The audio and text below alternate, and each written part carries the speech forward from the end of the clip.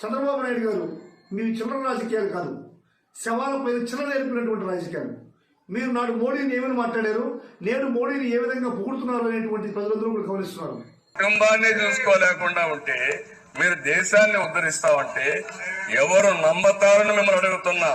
వీళ్ళు కూడా నన్ను గోబ్యాక్ అంటున్నారు. నేను పార్లమెంట్ లో మళ్ళా ప్రధానమంత్రి సీట్లో కూర్చుంటానని. మిమ్మల్ని గోబ్యాక్ అనేది ప్రధానమంత్రి సీట్లో కూర్చోవడానికి మీకు అర్హత లేదని, గుజరాత్కి బొమ్మని అక్కడనే మీ ఊర్లో ఉండమని చెప్తున్నారు తప్ప మళ్ళా ప్రధానమంత్రి సీట్లో కూర్చునే అర్హత మీకు లేదని గట్టిగా చప్పట్లు కొట్టి మీరందరూ చెప్పాల్సిన అవసరం ఉంది. ప్రధానమంత్రి నరేంద్ర మోడీ సిగ్గు కూడా లేకుండా అదేదో నాకు ఏటీఎం అంటాడు. సిగ్గుంది ఆయనకు? సిగ్గు లజ్జ ఒక స్థానం, ఏం గౌరవం లేని వ్యక్తి.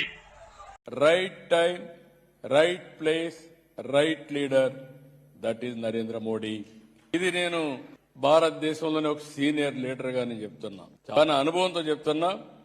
డెమోక్రటిక్ కంట్రీస్ లో పాపులర్ లీడర్ ఎవరంటే అన్ని దేశాల్లో నెంబర్ 1 నరేంద్ర మోడీ గారని చెప్పి తెలియజేస్తున్నా.